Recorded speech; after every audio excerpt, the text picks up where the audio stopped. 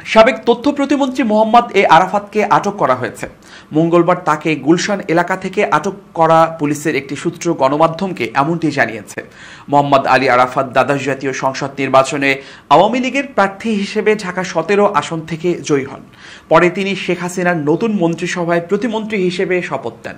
গত 5 আগস্ট শেখ হাসিনা দেশ ছাড়ার পর সাবেক এই প্রতিমন্ত্রীকে জনসমক্ষে দেখা যায়নি। তিনি কোথায় আছেন সে সম্পর্কেও কোনো তথ্য পাওয়া যায়নি। আরাফাত ঢাকার ফরাসি দূতাবাসে লুকিয়ে রয়েছেন।